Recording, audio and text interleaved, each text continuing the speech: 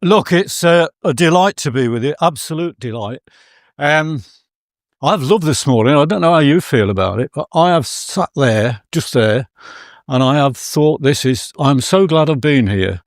I thought Amy's talk about philosophy for children was absolutely incredibly important. One of the reasons is I'm what they call a patron of Philosophy for Children, which is an organisation that's not just British-based, it's a global organisation, but it tries to encourage teachers to use philosophical approaches with children in classrooms. And the first session, when Lee was talking about the environment, climate, the weather, I thought this is brilliant, because in another part of my job, I'm a vice president of a thing called the National Association of Environmental Education. And I don't know what you're thinking about this morning, because most of you are in that year when you're trying to learn to be a teacher, that year between having graduated and becoming a real teacher. I know there are some people here who are members of staff who come from other places, but most of you are on the threshold of being a teacher, aren't you? And I just hope that listening to Lee and Amy has made you really think what being a teacher is, because they've talked about what I call big picture things. When they announce this new curriculum next week, they'll say these are the proposals, we're going to consult. And we'll have all these silly arguments. Should we teach knowledge or should we teach skills? Actually, you need both, don't you? You need knowledge to learn skills, you need skills to learn knowledge. They're trivial arguments. Should we do practical or should we do academic? There'll be people say, oh, it's not scholarly enough anymore, we need practical. It is possible to do really focused teaching and really broad teaching. Teach children big picture, teach children focused things. It's possible to teach subjects separately, and sometimes it's better if you teach one subject inside another.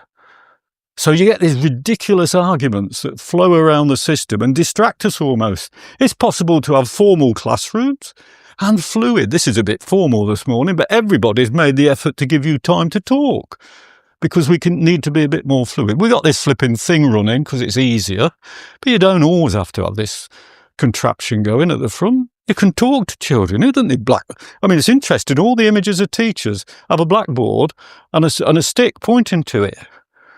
Now, the other images of teachers would be a lot better, wouldn't they? It's possible to go deep and wide. It's possible to have child-initiated learning and teacher-driven learning and balance them together and make it work. And standards and enjoyment, you'll have that. Oh, our standards falling. Or, children are encouraged to enjoy themselves. Standards must drop. Since Victorian times, when schools started, schools have always been associated with not being very nice places. The best schools, if you go in a Philosophy for Children school, you will feel it as a place where people respect children. You go in other schools, still in this country, and you feel that children are not that respected. They have to conform to something that is bizarre. Some schools are bizarre places. If I had 2 hours, I'd talk about bizarrity. What do you think the curriculum is? A lot of people think it's a pathway. You put the subjects into different orders and they all go up these sort of currents and get to the end and it's good. Some people see it as ladders, called one history, one English, one art, one design technology, one PE, one RE, and children go up all these separate ladders. That's called a timetable, a syllabus, an exam spec. So you do that. Some people see it just as a jumble. Life's a jumble. You just go out there. When I'm walking out there crossing the road, am I doing maths or am I doing art? Am I doing geography? Am I making myself say? Some see it as a jigsaw. You just learn what comes along, live it. Before they come to school, that's what they learn, isn't it? Today's learning is whatever I meet. My mum took me to the shop and I learned you buy things. I came home and I jumped in a puddle. I learned about science. On the way to, I learned about science when I went upstairs. Is it full of jewellery? Is it a treasure? Many of you look back at school and think most of it was rubbish. What I just learned and that was it. What you want children to do is think, well, this is another bit of learning that's really important. Look at the ladder one for a bit. Many children going up ladders learn that actually most of us don't get the top to most of the ladders.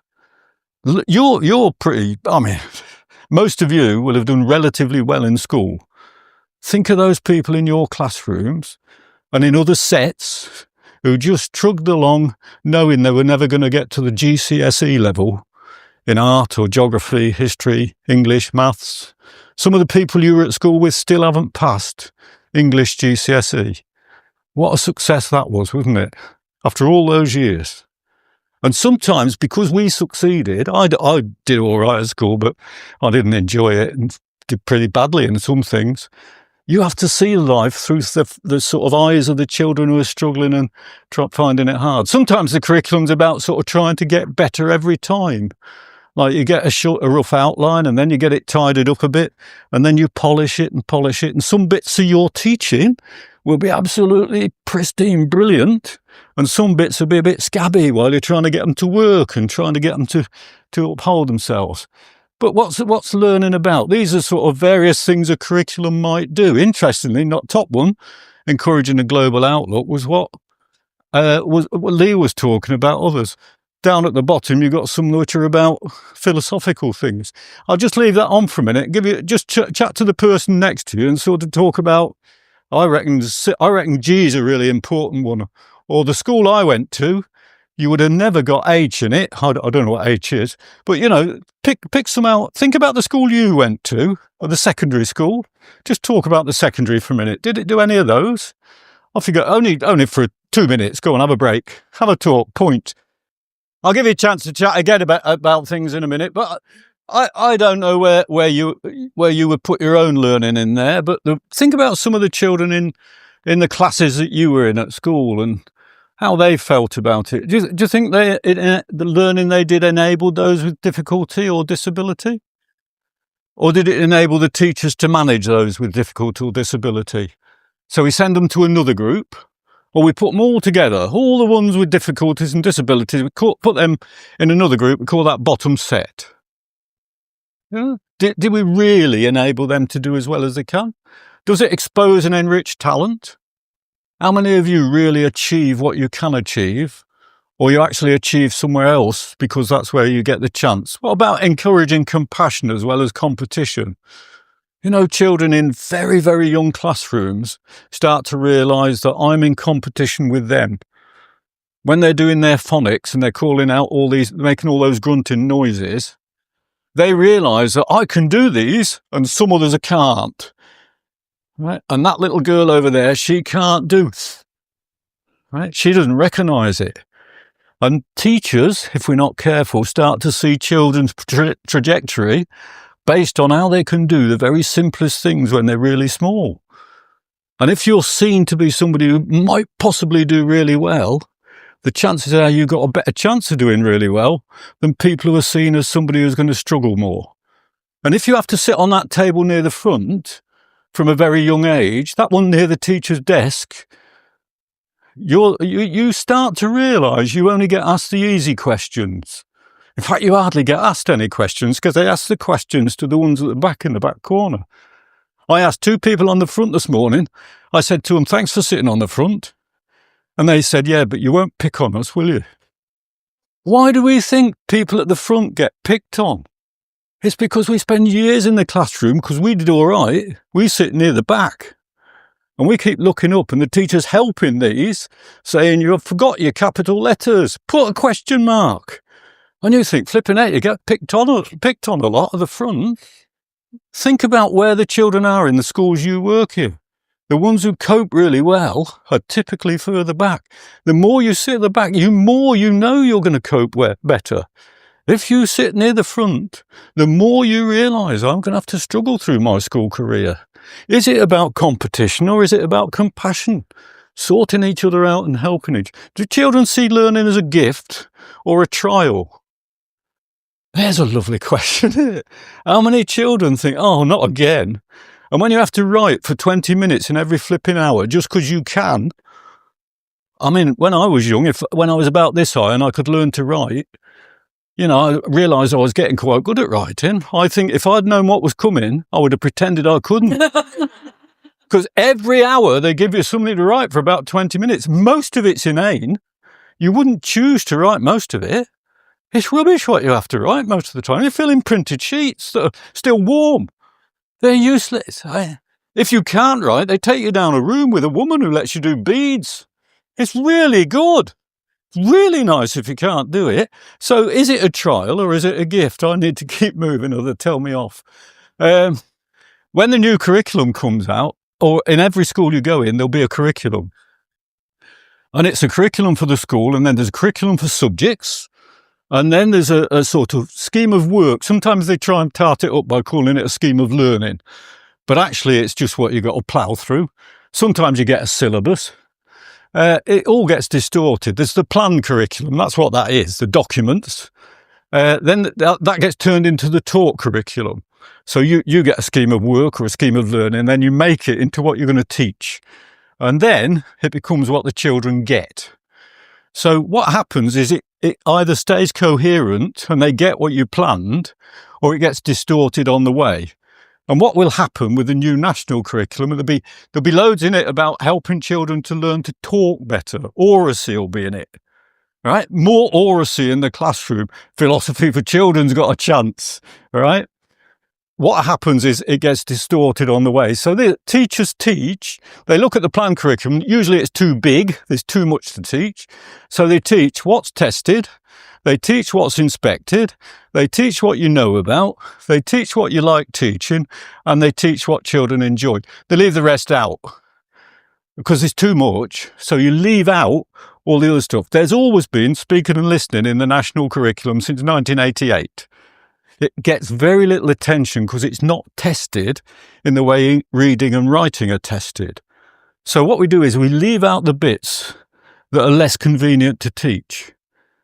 Philosophy for children would be brilliant if it was tested or if it was inspected.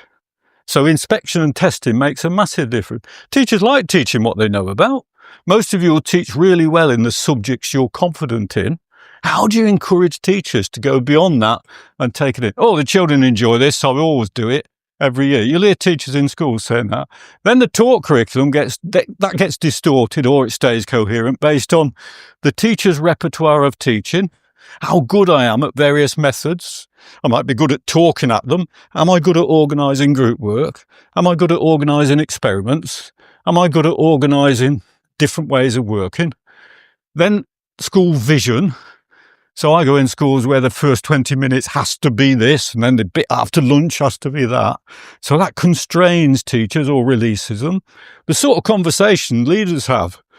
I mean, you'll be looking for jobs at the minute. If I were you, I'd look really carefully at the leaders of the school, the head teacher, the deputy, and see how they talk to children, how they talk to staff. Choose whether you want to work there. And sometimes the ones who are so decisive are actually not so good to work with as the ones who encourage and help you and talk to you in a way that treats you as a professional. Then there's all sorts of things about the routine and the ritual. So if you've got a timetable that says on a Wednesday afternoon you have to be doing art for 1 hour, you'll teach different art from if you get the chance to make art part of the basic diet of the classroom. If you've got a diet that says 1 hour a week to philosophy, I'd think that's less good than actually being philosophical all the time with children. And too many things are dictated to by a timetable.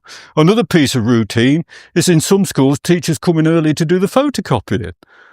And if they do that, you know that children are going to have to fill in these flipping printed sheets all the time.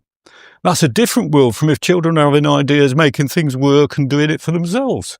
And sometimes children affect it.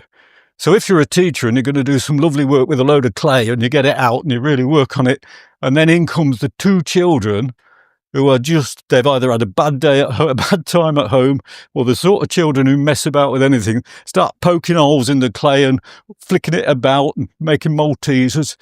You think, oh, is this worth it? Let's do some crayon in. So the curriculum narrows because children start messing about with it. And the experience curriculum might be very different from the planned curriculum at the top. And government talks, I used to be in charge of the national curriculum in England, and I used to say to ministers, it don't matter what we talk about and what's in these documents, it's what happens with children in the classroom when they're 8 years old, 7-year-olds, 12-year-olds, because teachers make the curriculum and teachers make it work. And the less it gets distorted, the better and the stronger. Now, in any curriculum, I'll just tell you this, think about this when you're next in a school. Any curriculum, whether it's the national curriculum, the school curriculum, the scheme of work, whatever you call it, any curriculum only has three things in it. It tells you what you need to learn about, what you need to learn through that subject, and what you need to learn how to do. And that's a really simple way of looking at it. If you get 3 coloured pens and go through any curriculum, one for each of those, you'll find there's nothing left at the end of it. That's all you have to teach. So you learn about, learn how to, and learn through. The thing is that the things you learn are also taught in blocks. They're also taught in drips, or they're taught by linking to other areas. And whatever you want to teach in any subject, you need to think a lot about the drip, drip, drip of teaching. There are so many things in teaching that you can't teach in a 1-hour block. They will take 3 hours to teach. There are other things that you have to teach for 10 minutes now and again. Spelling's one, phonics is another, multiplication table. You do an hour on multiplication, you're bored out of your mind. 10 minutes often will make a difference and take you forward. So if you want children to learn to spell, I would suggest you can do a spelling hour every now and again, but it won't make half as much difference if you talk about spelling all day, every day, for 2 minutes, whenever you get a chance. If you want children to know about the meaning of words, a once a week lesson on meanings of words will be all right for 1 hour, but for the rest of the week, they'll think it's nothing to do with anything. So really talking all the time about getting some of these drip, drip, drip things working is really important. So then this last little point before I sort of go to some pictures. Children learn all the time. And in primary schools, they're absolutely desperate to learn all the time. And the really best schools you'll go in realise that the entire planned learning experience is the school. So children learn in lessons, but they also learn in the routines of school. When they're moving around the school, when they go to assembly, when they go dining, when they're out on the playground. And they'll learn in events like performances, sports days, residential visits, World Book Day.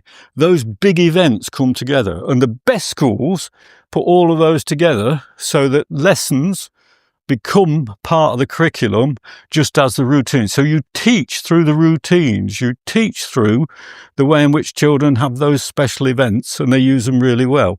I'll stop for a minute, give you a chance to think about schools that you spent time in, because some schools don't get that. Some schools think the lesson's where you learn and the rest of it doesn't matter. If you're going to be a real teacher, I think you're a teacher of children in the corridor, in the hall, in the dining room, on the playground. You show them what matters in the way you are, and you excite children about learning through the way in which you react with them all the time. If I were a teacher going for a job, I'd be asking, do the children go on residential visit, and what's the point? And if they say it's for recreation, social interaction, that's great. If they say it's for cultural capital, to take them places they've never been, that's great. If they say it's to show them history in real life situations, to show them science on the beach, in the marketplace, in the factory, in the forest, that's the sort of place you want to be. They're the places to get a job because they're bringing learning to life for children all sorts of ways. Talk about the schools you've been in on practice or whatever, placement or whatever you call it, and just sort of how many get the big picture and how many talk just about lessons as learning and the schemes of work. I'll just give you 1 minute, then I'm going to finish off. I'll show you some children. All right, off you go, talk. Okay, here we go then. Here we go. I've just been asked, do you want to take questions? I'm happy to take questions, but schools are funny places because have you thought about schools? Are schools the only place in society where the one who knows the answers asks questions to people who don't? Just think about it. Teachers ask about 90% of all questions in classrooms. And they ask questions that they know the answers to people who don't. And the people who don't know the answers get hardly any chance to ask a question. They do in early years because they won't shut up. Right. I was in the classroom the other week with 6 and 7-year-olds, and the teacher got these blocks, manipulatives they call them, blocks they were, and she got 4 blocks And all the children sitting there on the carpet, and she said, I've got 4 blocks, and I had one, they all use funny voices as well, one more block, and that makes 5, they all go, don't they? And she said, so 4 and 1 make 5. And then she gets another block, and she goes, and I had 1. Why do you have to do a funny voice when you, one more block? Right, so we got 5 blocks and 1 block make 6. And they think they all know this because they're doing it as we do it, right? And we get 1 more block, and we got 6 blocks and 1 block make 7. So 6 and 1 make 7. This lovely little boy says 5 and 2 make 7 as well. And she said, yes, meaning not now, right? Because we're doing add 1, we don't want to muck about with add 2. I got it right, so we did this. Anyway, I saw this, I know this school really well, I go to lot. And at break time, I saw this little lad. I said, you know your numbers, don't you? You knew 5 and 2 was 7. He said, yeah, 3 and 4 7 as well, but I didn't tell her. And I think, did he think she didn't know? Or did it? Or was it just a game? It was lovely. And he was running about. I said, you got those big number squares. I say, can you find 81? He goes and stands on 81. I say, can you move 4 backwards? So he was at foot 77. I said, can you find 63? You're over to 6. He knew all his numbers. He's mucking about with 4 and 1, 5 and 1. You know, sometimes we're such restrainers. How do you open doors for kids? Anyway, I'll get better move on. So if you look at it, look, when they're in these after-school clubs and they're doing music, that's part of the curriculum. That's not after school. The problem is some kids can't do that because they've got things at home and all that sort of stuff. When they're in the library browsing for a book, that's the curriculum. When they're in the hall doing assembly, that's the curriculum. Loads of schools, they say, oh, they're not on curriculum, they're in assembly. They think, well, aren't you trying to teach them in assembly? Aren't you trying to get them to learn things? Lots of schools give teachers time off in assembly. You say, oh, I don't need that. I'll come and join in. It's lovely. Really nice. When they're doing fitness stuff outside on the yard, that's the curriculum. It's not, oh, no, they're just running about. When they're in a test, practicing a SAT, that's the curriculum. What's that? That's what the school's decided what they're going to do. So when they're banging out these SATs, that's their choice of what they're going to do for that hour. When they're in the nurture room because they can't cope socially or emotionally with all the big things, that's the curriculum. I hear teachers say, oh, they're not doing learning. They're in the nurture room. They're flipping. That's what you want them to learn. That's the curriculum for them. Some schools have these awful things, these solitary confinement booths. They call them things like inclusion boxes, inclusion suites. These are. How are you supposed to? Because kids don't get on well with other people, they put them in 3 bits of plywood and say face that, and they think that'll help them to learn to get on with other people. How can you argue sitting facing 3 bits of wood will teach you to get on with anybody else? You get on with other people by being with other people. It's like not normal that, but we you know, if you're in a school where they are, I'd get a job somewhere else. And if they're doing charity work, you know, Pudsey Bear or Red Nose Day, that's the curriculum. And the better you do it, the more they'll learn. So some schools, they just wear red noses and come in fancy kit for the day. Other schools teach them how to raise money, how to add the money together, how to put the money in the bank, how to donate it to charity, how to feel good about it. Some schools, they're just playing a game. So how do you teach through the curriculum to make it work? Look at that.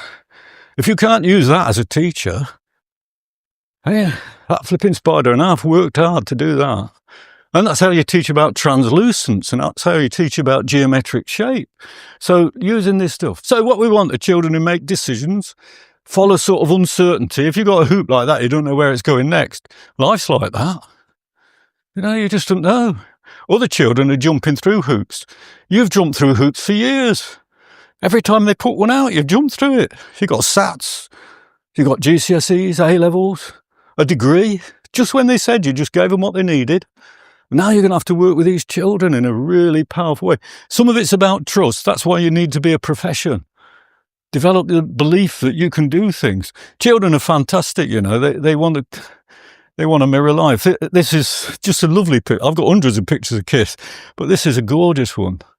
They want to mirror what they see. You've got to be the people that, I want to be like my teacher. Not everything about them, but my teacher's making a difference to me. They want to create their own shadow. They want to make a mess. Children love cooking. Get any person, any age, some mud, and they'll muck about with it. If you had mud out there, you'll be splatting in it and doing daft things. Children, they just want to see a bright future. Now and again, they get tangled up. Life's full of tangles. How do you untangle things? You've got to see a light at the end of the tunnel. You've got to strain to reach high standards and make things happen. And in the end, you want children to sort of feel things. This is my rear view mirror picture. When you're teaching, realise that in 20 years' time, children will sort of look in the rear view mirror and think, what was school like? Did it make me ready for tests and exams? Well, that's fair enough, because we have to sort of need exams to get through doorways and get a passport. But did it give me the skills and knowledge to manage my own life? Did it let me be the person I could be? Because it might have introduced me to a national, a local, a global perspective. Did it sort of challenge and extend me? Was it rooted in the real world? Did it give me an entitlement to things? A lot of schools think they give children entitlements to experiences by making things available. Yet some of the children can't access them, so they're left out. So, well, they didn't come. We had debate in society, but they didn't come. What did we do to help children feel part of it? Did it help me believe I could make a difference in my life? How many friends of yours from school didn't feel they could make a difference? Had to just go along with things, keep banging out the bearings. How do we get children to believe they could be there? Did it celebrate and protect my childhood? Because that's what schools can do. Be part of giving children a wonderful, wonderful childhood. You can do that. You can change children's lives in the way you work and take them forward. So yeah, I'll just show you some pictures. There's some work I've done with different kids. Look at these. These are doing design technology. That's sort of hexagonal, are they? Hexagonal prisms. Yeah, that's good stuff. They can fold and cut and make things. They're making something between them in a group of 6. You can see what it is. They were all challenged to make a model of various iconic buildings around the world. So this is Mecca. And they were, one of the criteria was it had to be bigger than anybody in the group. So they're making big things. So many children work all day on A4 sheets, and sometimes they get onto A3. They need to make big things, feel important, make things that are really good. I'm going to stop there, and I hope I made some sense to you as we've gone along. What I hope you got is the notion that teaching is a brilliant profession to be part of. You'll enjoy it more if you believe you can help to shape it. If you think I'm going to be a person who's going to be a teacher, who's going to make a difference to society, not just bang out the lessons in my classroom. When the new curriculum is announced next week or 2, see it as something that you can really push forward on, but just believe the curriculum on its own is nothing. The teachers who make the curriculum come to life are important, and you could be one of those people who makes the curriculum matter to children. When they're grown-ups, they'll look back and say, wasn't I proud to be part of that school, and didn't that teacher make a difference to me? Believe in yourselves, do a good job, enjoy your career. Thanks for listening to me. Cheers.